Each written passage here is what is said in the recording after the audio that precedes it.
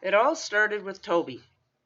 My most memorable birthday was in May 1979 when I turned 10. What made it a memorable birthday was the fact that my aunt from northern Alberta called and asked if we wanted a horse. They needed to dispose of one and knew how much I loved horses. Now that we lived on a farm, of course, was a perfect time to ask if we wanted one. We could have 'em for free, but we had to pay for the gas to go and pick 'em up. Hence, $645.33 was the exact amount my younger brother Chad and I emptied out of our piggy banks to pay for the gas and the trip to my aunt's, which was a 10-hour drive away from us. June 22nd was the day my mom, our neighbor's son Ross, and myself hopped into our 1976 Burgundy Chevrolet half-ton standard truck with standard steering, stock racks in the back, and started the long drive north to Smith, Alberta. The reason the neighbor's 20-year-old son came with us is because he was the same age as my cousins we were going to visit. I clearly remember sitting in the truck, anxiously awaiting the sight of my aunt's farmhouse at the end of a long day of driving as we drove the last 12 miles of dirt road from the little hamlet of Smith to their farm. It was daylight, as it was only one day past the summer equinox and the longest day. It was warm and calm, and the sunlight shone on the open fields as we drove through miles of pine trees. I recall the long single-lane bridge that crosses the Athabasca River. It was yellow then.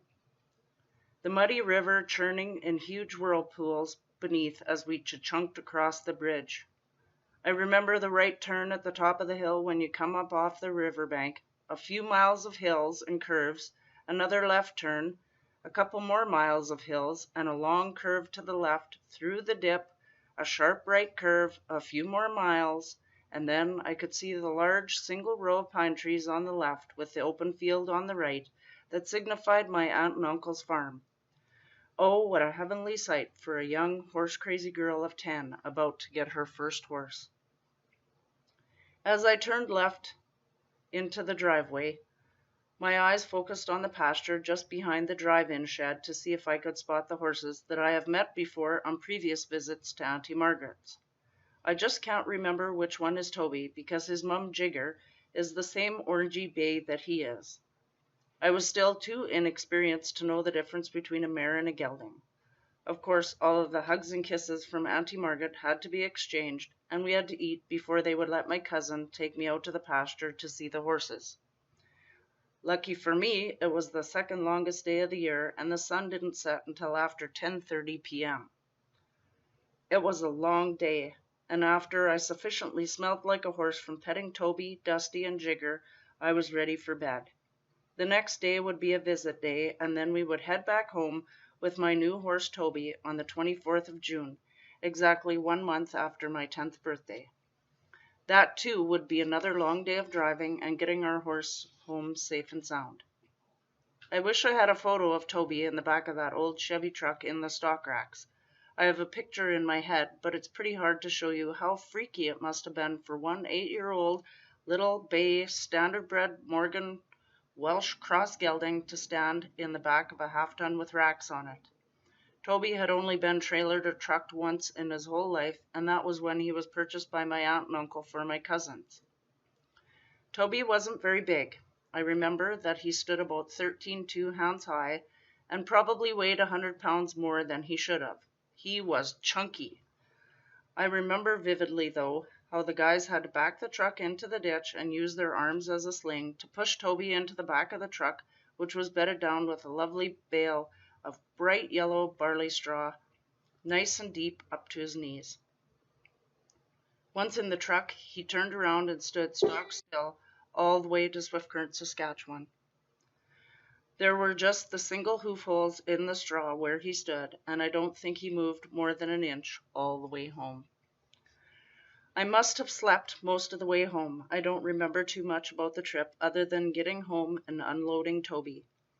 Horse heaven was where my mind was, thinking about all the things I was going to do with my very own real horse.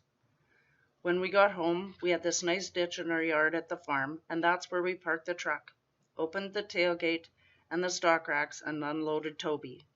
Toby leapt off the truck onto the grass-covered ground with huge relief, The ground didn't move beneath him.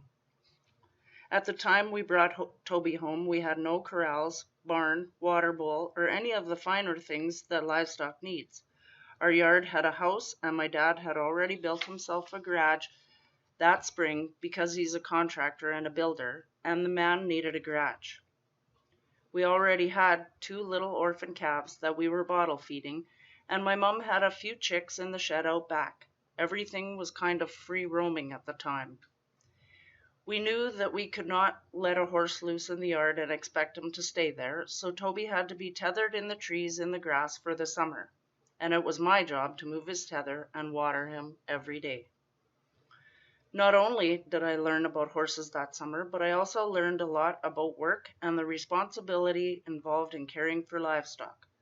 Fortunately, we had a hydrant outside the house, and it wasn't too far to the trees unless you were a 10-year-old wimp of a girl carrying a 3-gallon pail full of water. My 6-year-old brother Chad wasn't much help, but we figured out that if we worked together, one of us on each side of the pail, it was easier to carry. More often than not, one or both of us would end up soaking wet because the water would slosh out of the pail with our awkward, jerky gaits. Oh, did I mention that we had a milk cow? Of course we had to have a milk cow. We couldn't feed our 2 orphan calves milk replacer all summer. The 1,800-pound black and white Holstein cow was tied to the CB tower to get milked, and she was tethered out on the creek bank. So my little 110-pound mom milked the cow with the cast iron teats twice a day, and every day that cow produced 6 gallons of milk. The 3-gallon milk pail was filled right to the top, and the foam would run down the edges of the milk pail. The Tait family was going to jump right into farming with both feet, whether we were ready or not. I could hardly wait for the last day of school to be over. I wanted to get home and be with Toby, to brush him, and just inhale the smell of horse. If you've ever been around a horse on grass and smell right by his muzzle, it smells like grass and horse, and to me, that is the sweetest smell on earth. I live for it and always smell my horses first thing in the spring after they have been eating grass because it brings back memories of those first days with Toby. It was early July. Toby and I only had a few weeks to get to know one another. My dad had his brother in Ontario ship us all of the old tack in the attic of the farmhouse at Grandma and Grandpa Tait's. The tack was in poor shape, an old saddle and a Black Beauty bridle set with a curb bit and a few other odds and ends. We had to purchase a saddle pad, brushes, and all of the other things I would need to take care of Toby and ride him. It only took a short while for the family to figure out that Toby was a kid's horse. He would walk nice and stand stock still for a brushing as long as it was just us kids doing it. But if my dad tried to ride him, Toby would crow hop, a buck of sorts, but not a bronco type buck. Mostly he would just kick up his heels. Dad did not ride him often. One day my mom looked out the window to check on us while we were out brushing Toby and nearly keeled over with fright. What she was witnessing was a pony enjoying attention at long last and 2 very naive and trusting children who didn't know anything about horses. My brother was kneeling on the ground underneath Toby brushing his belly. He couldn't reach it otherwise to brush him there, and I was standing directly behind him, lifting his tail and brushing his back legs. My mom didn't want to spook us or Toby, but inside her heart was doing flip-flops. She calmly came out and asked us what we were doing, and then, in the calmest mother voice, explained to us how to safely brush a horse and stand in safe zones. Once we were out of immediate danger, she left us to our brushing. Our concept of safe zones did not prevent us from getting our toes stepped on once in a while, and cowboy boots became the preferred footwear on the farm. Only a few short weeks into the summer, I had learned how to saddle and bridle a horse, otherwise I couldn't ride. I usually had to get Mom or Dad to help lift the saddle up, as I still hadn't developed the strength I needed to do it on my own. As I saddled Toby one day, a rider showed up in our yard. When you have a horse and can ride, it makes you braver. With her blonde curly hair bouncing around her pixie face, she trotted up to me on a chocolate brown gelding with a blaze face. She introduced herself as the neighbor girl, Leanne, and said that they didn't live on the farm next door yet, but she kept her horse there and came out to ride quite frequently. She asked about Toby, and only because I remembered what was written on the livestock manifest, I was able to tell her that Toby was 8 and he was a gelding. Anne introduced her horse as Peppy and said that she had been riding for about a year, and the biggest surprise was that she was the same age as me. It took only a few short summer days for Leanne and I to develop a close friendship based on our mutual love of horses. It wasn't long before we were exploring the hills behind their property on the other side of the creek and riding for miles around. It was a great first summer with Toby and my new friends Leanne and Peppy. Because they were the neighbors, our parents met. Also, then Leanne and I were able to share horse books and time together even if we weren't riding. We rode nearly every day that first summer. I rode or sat on Toby every day for the first year and into the second year, without fail. I was out there with my horse just spending time with him, telling him all about my life. Once when I was upset about something, my mom told me to go out and tell my horse because he would never tell anyone. My mom was right, and Toby never told anyone any of my secrets. He was my very best friend. Over the course of the summer, there was farm work to be done, and in between jobs, my dad and the hired crew constructed a barn and corrals.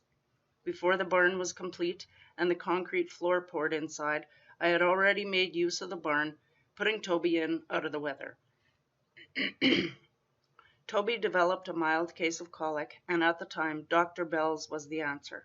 Dr. Bell's livestock medicine came in a small brown bottle with an eyedropper in it.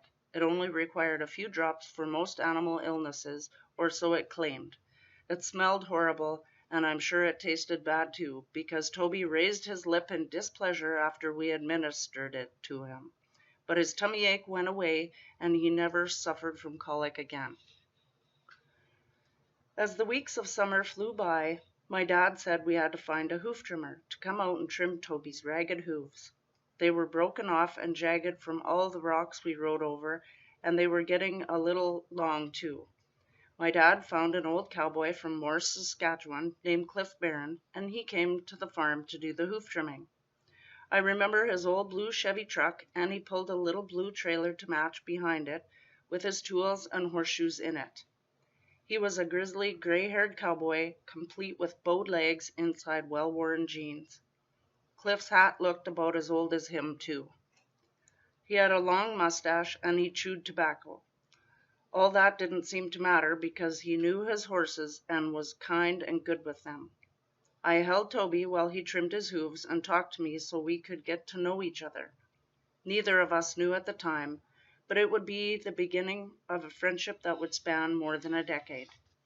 When Cliff had finished up the trimming and rasping, he put his stuff that he made himself on Toby's hooves so they looked bright and new. Then he asked me to walk him so he could see how he moved to make sure that he was traveling right. My dad paid Cliff, then he waved and smiled as he drove out of the yard. As summer came to a close, I became a better rider. Toby and I developed a horse-human bond. He was my first horse, and he was special to me, even if he was overweight. Fall brought school days where I would daydream about my horse during school hours. The schoolwork got done, but as soon as we were home from school, I would be out with Toby until supper time or dark. Mom always knew where she could find me, and as the barn and corrals came to completion, that's where I was, talking to my horse. The completion of the barn marked several things. The cow finally got a stanchion to be milked in, and the free-roaming calves that were now quite large bawled in protest at being locked up in the barn or corrals. The milk cow and Toby were happy to be untethered and free to walk and lie down without the confines of a rope. My mom got a milk room in the barn with heated water and a sink, so she no longer had to separate milk in the house. It could all be cleaned up in the barn after milking without dragging it back and forth between the house and the barn. The horse tack was temporarily stored in the feed room, but that proved disastrous for the tack as it was always so dusty and dirty in the feed room. It meant hours of cleaning with a bar of saddle soap and a rag. It was good practice taking tack apart and learning how to put it all back together. We ended up storing the saddle in the milk room. The barn meant barn cleaning chores and more muscle building exercises. There was nothing quite like manure-soaked straw, a pitchfork, and a wheelbarrow to build up strong back and arm muscles. Finished corrals also brought a heated water bowl, so there was no longer a need to carry water pails for the cow or Toby. The following spring and summer was memorable in that we met more horse people that lived nearby when we were introduced to the Arabian horse breed. Arabians are beautiful. With the help of these new friends and their trunk of costumes, they were able to outfit me and Toby to prepare and trailer us to the first of many 1st of July parades I would ride in. It was a big job washing a pony who hated water and clipping his bridle path and long whiskers so he would look presentable. Poor Toby hated every minute of being gussied up. He would just as soon have rolled in the mud and stuck his tongue out at us. Trailer loading was not what I know it as today. We had a narrow 2-horse trailer to load him in, and there was already a horse in the trailer. There was no way Toby was getting in there with that other horse. Looking back, I would have done things differently, but at the time the supposedly experienced horse people forced the issue, and somehow Toby was loaded in the trailer, but not without rearing and falling over backward first. Luckily, he was not hurt, and I was able to ride in the Canada Day Parade with pride. I won first prize in the horse and rider division of the parade in 1980. Leanne also rode Peppy in the parade, but we couldn't ride together until the parade was over. Then we met up and rode the last couple miles home to the farm. This was a blessing to live so close to the city because no more trailering was involved that day. That spring, my dad thought he should have a horse too, so Dad and the neighbor's son Ross went horse shopping. They came home with 2 horses, one for each of them. The horses were siblings, a solid bay mare for Ross, which he took home to his own pasture, and a chocolate brown Appaloosa gelding with a spotted blanket on his haunches and no mane or tail for my dad. I can't recall the exact age of the horses. I think they were 1 year apart in age, but neither of them was broke to ride. The bay mare was named Sam, and the Appaloosa gelding became Dan. I don't know how Dan got trained exactly. I know we didn't send him away for training. I think my dad just saddled him up, put me in the saddle, and led me around a bit and told me to ride. I didn't ride Dan much. I loved my dependable Toby, and Dan was Dad's horse anyway. I do remember one wild ride around the outside of the corral one day when Dan took off on me at a dead run and ran all the way back to the barn. It was his safe zone. Luckily, I stayed on until I could safely dismount.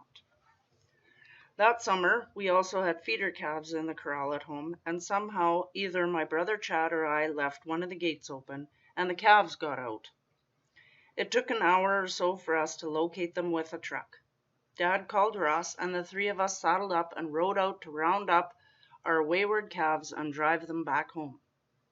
It was a wild ride. We no sooner left the yard and were headed down the road when Dan took to a fit of crow hopping, leaving Dad lying out in the field. Then he promptly ran back to the safety of the corrals, which was a habit he had acquired. My dad was aware of this, and unfortunately this was not the time to pull any pranks. Dad walked back to the corral to retrieve his mount. I don't know what transpired there, but my dad rode out of the corral a hell of whooping and caught up with us in short order. It took us more than an hour to ride where our 10 calves had escaped to greener pastures, and with the assistance of the neighbors, a few vehicles, Dad, Ross, and I on horseback, we were able to get our calves home and back into the corral by supper time. It was the longest ride of my life. I learned a lot about chasing calves on horseback that day, and Toby just knew what to do. What made it so long and tiring was a worn-out saddle that was coming apart, coupled with Toby's bone-jarring trot. I had saddle sores so bad on the insides of my knees from the nails coming out of the saddle that they bled, required bandages, and days of healing.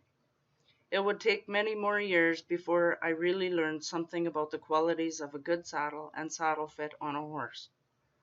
Toby suffered from that ride too. He had girth gall, and because of the saddle tree was too narrow, he had white hair scarring up at his withers. Sorry, Toby, I didn't know. The remainder of the summer was hot, so Leanne and I decided to try a little horse swimming in the creek, which required riding bareback and ditching our saddles. This was fine by me after the whole saddle sore episode. I think Toby was happy about that decision too. Rocks, fence, pails, and each other's knees were some of the many methods we used to get on our ponies bareback so we could take them swimming.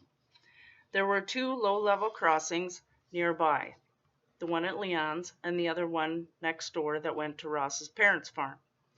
We had to ride our ponies through the water to get to the other side of the creek to ride in the hills anyway. It was only a matter of walking our ponies off at the crossing into deeper water where we could swim. Water levels in the summer are much lower, and oftentimes there were spots in the creek where we could easily walk all the way across the creek without any difficulty. There were a few deep spots and swimming holes, however, and our goal was to swim with our ponies and cool them off too. It was a hot day, and we had our bathing suits on with cut-off shorts and had somehow managed to get on Toby and Peppy barefoot without getting our toes stepped on. By now, I had worked it out with Toby to walk through the water in the low-level crossing, and where Peppy went, he wanted to go too. We rode our ponies into the water, found a safe place to walk off the crossing that wasn't a straight drop into deep water, and went for a wade in the cooling creek water. As our ponies splashed through the water, we fell into a few deep spots. The ponies had to swim for a few feet before they found higher ground, and we were wading again. It was a great way to spend a hot summer afternoon, and we managed it without any mishaps. After we rode out of the creek, we thought we should try a little bareback ride to dry off in the warm summer breeze. Toby had the roughest trot, and it was so difficult for me to keep my balance and butt from bouncing all over his back. The only saving grace was that he had a back made to ride bareback, which was well cushioned. Leanne broke into a lope on Peppy ahead of me, but Toby had to long trot as fast as he could first before breaking into a gallop. By this time, I had my legs wrapped around his neck and was riding his neck and not on his back, where I was supposed to be. Leanne saw my predicament and pulled Peppy up. We stopped so I could regroup and continue our ride. Leanne laughed, saying it was the funniest thing she ever saw. As you can imagine, I didn't think it was so funny. I didn't want to hit the dirt in my bathing suit. Later that afternoon, Toby taught me a valuable lesson and purposely stepped on my bare foot.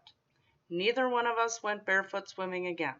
We always had at least an old pair of runners on after that. My foot healed fine, but it sure hurt for a few days. Summer always meant hard work. Our 22 acres of hay produced enough hay to feed our livestock. 2 cuts of alfalfa hay were irrigated with water from the creek. That meant helping Mom move irrigation pipes and starting up the wheel drive to move it every 6 hours. The first few years, Mom and Dad did the cutting and baling of the hay, and the hired men that worked for my dad on the construction helped stack the hay. There was also painting to do, too. I had to help my mom paint all of the corral fence and trim on our new barn. It was the only time the corral fence was ever painted. It was our second summer on the farm, and Dad was going to keep us all busy. He had planted 2 acres into corn and several long rows of potatoes that we would sell that summer at the farmer's market in the city. We planted corn and potatoes for 3 years. Somewhere in my dad's travels, he had acquired a scuffler, which is a narrow horse-drawn cultivator for weed control, and a hiller, which is similar except that it has big shovels on it to mound the dirt up around the potato plants so the potatoes don't sunburn, and a set of work harness for Toby. Toby now had a new job, and it would be scuffling and hilling the potatoes as required, usually once a week. The first time we hooked Toby up to the scuffler and asked him to put his weight into it while I led him, he balked at the whole procedure. He literally threw a temper tantrum right there in the potatoes. Toby threw himself to the ground and rolled on the harness as if to say, "No way." My dad was quite upset about this and was worried about his antique equipment becoming destroyed. He yelled, "Go get the whip!" And from out of nowhere, someone appeared with a stock whip. Toby got a spanking right then and there, but he stood up and quit trying to wreck the harness and did not run off. Toby marched right beside me in a tremendous hurry to get this wretched job over and done with. It was all my 11-year-old legs could do to keep up with him, and after that my dad was tired too. After just 2 rows of potatoes, Dad said, "Whoa," and we stopped for a short break. I told my dad that it might be better if I rode Toby. That way I could guide him straighter down the row rather than trying to keep his rapid pace under control by leading him. Dad agreed, and I went to get Toby's bridle. My dad boosted me on Toby's back, and off we went, up and down the rows to scuffle the potatoes. Dad was getting tired, and we had to stop for a short break after each row, which Toby was more than willing to do. Toby never balked in the harness again and turned out to be the best little scuffling horse ever. I have a handful of precious photos of those days of scuffling potatoes with Toby. That fall we sold Dan at a local sale, and I purchased a dark gray 3/4 Arabian mare from the Arabian breeders nearby. Lynn was our first registered horse. I did ride Lynn, but I didn't like her because she had only been ridden in an arena and wanted to do circles around our wheel drive out in the alfalfa field. She came as a bred mare, and the following spring foaled a beautiful dark brown bay colt, which we named Chad's Shadow. He was my brother's horse, and he spent many hours out there playing with Shadow.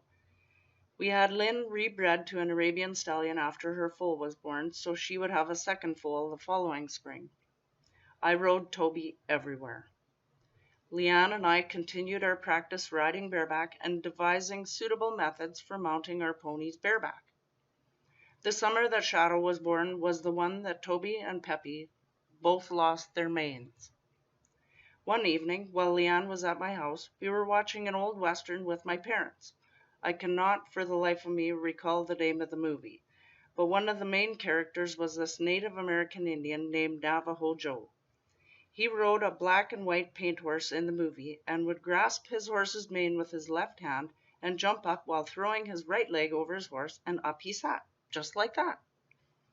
Leanne and I agreed that this method of mounting was to be called Navajo Joe style of mounting a horse. We spent the remainder of the summer attempting to emulate this method of bareback mounting a horse. Now, Peppy was thinner and had a higher wither than Toby, which made it easier to get on this way, but his mane was considerably thinner and shorter than Toby's. By the end of the summer, neither pony had but a few short bristly hairs where his mane should have been, from all of our failed attempts at Navajo Joe bareback mounting. They looked very similar to Dan, who had been devoid of any mane. Quite literally, we sucked. The only saving grace for our poor ponies was that they had lovely tails and forelocks. It made it even more difficult to mount in Navajo Joe style with no mane to hold on to, and was therefore more difficult to ride bareback. Somehow we managed, and it was the only summer our ponies had no manes. Now I cannot bypass this particular summer without telling you the story about Mitzy versus the cactus. Nearly every day that Leanne and I rode together, we would make up stories, change our names and our ponies' names, pretending that we were in some rugged state or place we had read of in our books, portray our favored character of the week, or be the bad guys running from the law. Our imaginations had no limits. One day, while out riding in the hills, which we named Cactus Hills because of course they were covered in wild prairie cactus, we were playing that Leanne was the bad guy and she was going to get into a tussle with me. We had dismounted our ponies and were having quite a wrestle when Leanne accidentally pushed me into the biggest cactus patch on the hill. I landed on the side of my right knee and elbow, somehow managing to keep my hands out of it. Leanne assisted in pulling me out of the cactus without any more damage than cactus needles stuck in my elbow, through my plaid western shirt, and in my calf, through my jeans, from the top of my cowboy boots to my knee. It was only a few inches of my tender skin skewered by cactus needles that were the size of round toothpicks, but I was howling at the pain of it. The horrified expression on my friend's face told me that she truly had not meant to harm me in any way. She helped me pull some of the cactus needles out of my elbow and the biggest one sticking out of my jeans, but every movement of my leg caused excruciating pain. It was just too far to walk home with my jeans rubbing on my leg and too painful to move much either. We concluded that it would be best to remove my jeans with great care, as we did not carry a knife to cut the bottom of the jeans off, and we had no first aid skills at the age of 12. The jeans came off, and Leanne boosted me gently onto Toby's back, and we quietly rode home. First, we stopped to speak with Leanne's parents so she could tell them that she would ride with me to my house. Then we told a white lie to Leanne's parents and mine that I had fallen off Toby into the cactus because Leanne did not want to get into trouble with her parents or mine for pushing me. They just wouldn't have understood the fundamentals of the game. The choice to lie would come back to bite us later. Now, riding bareback in your underwear on a sweaty horse is not as comfortable as swimming on horseback in cut-off jeans. I will never forget this experience because I happened to have rainbow-colored underwear on that day and was mortified that Leanne's parents saw me riding in my panties. Leanne rode the rest of the way home with me, and by now my leg was swollen to twice its normal size. I was in a great deal of pain. Leanne went home. Dad put Toby away, and Mom took care of me and removed the rest of the cactus needles stuck in my leg. It took 2 days for the swelling to go down before I could walk normal again. When I was ready to ride again, Dad said I better use a saddle for a while so I didn't fall off and hurt myself. It took too long to saddle Toby and was so much quicker to go riding when I could just jump on bareback. Years later, we tried to explain to our parents what had really happened, and they just shook their heads at us and said Leanne would never do such a thing, that it was wrong for us to lie now after all this time. Cactus 1, Mitzy 0. After near perfection of Navajo Joe style of mounting, the neighbor Ross showed us yet another way to mount by running up behind his mare Sam and jumping on her from behind. He always had her saddled and could not make it straight into the saddle on the first jump. He landed behind the saddle and then he would hop into the saddle once that far. Thinking back now, I'm sure he attempted that once and probably injured his family jewels, so I opted for the safer route of just aiming for behind the saddle. Not to be outdone, I practiced nonstop, running up behind Toby and jumping on him from behind, bareback, of course. I would always wave my arms wildly and say, "Toby, are you ready?" And he would look back at me from his hay to let me know that he was ready. And then I would run for all I was worth, plant my hands on either side of his tail on his hindquarters, and jump. The first few attempts were a write-off, but Toby was short, and I had grown enough in 2 years that I could indeed jump that high and land softly on his back. I would shout in triumph, and Toby would give me that look as if to say, "Really?" I recall one terrifying experience when Ross and I went riding together on Toby and Sam. We rode south of the farm, crossing the Black Bridge, then planned on riding in the hills, following the creek all the way back to his parents' place, which was across the creek from my parents' farm. It was a nice scenic ride that would only take about an hour. Ross and I were enjoying our ride along the edge of the creek bank. The grass was fairly high that summer and still green. Toby was shorter than Sam, Ross's horse. We were enjoying our ride in the deep grass near the creek, going up and down the hills on that beautiful sunny day. Ross was riding in front of me. The deep grass we rode through hid a deep washout. Sam was athletic and long-legged and jumped right over the washout. I'm not sure if Toby didn't see it or if he didn't jump, but we ended up going headfirst into the 4-foot deep washout. Fortunately, I stepped off, and I'm not sure exactly how it all unfolded, but Toby ended up wedged into the washout on his back. It was too narrow for him to roll over, and he was stuck in the soft mud on the saddle. Now what? I was frantic. I was only 12 at the time, and my pony was stuck on his back in a washout. What were we going to do? Ross had a roping saddle on Sam and had his lariat with him. He threw me his lariat and told me to put it around Toby's head and bring the end of it out toward the creek. Toby's tail was the closest thing to the creek, but all right, I had no idea how this was all going to work out. I was nearly in tears. I did what Ross told me to do, and then I told Toby just to lay quiet, and we would get him out. Toby continued to breathe, thank goodness, but he didn't move. He just waited. I petted him with all the reassurance I could muster at the time and took the rope out to the creek. Sam was an amazing horse for Ross. He asked her to go down the embankment of the creek and right into the water near Toby. She willingly walked into the unknown creek bottom for him. The water was only 2 feet deep, but she sank another foot into the sucking mud below. Sam was into the creek belly deep, and Ross rode her over to where Toby was, then backed her into the ravine. I don't know many horses that will do that, but she did it for Ross that day.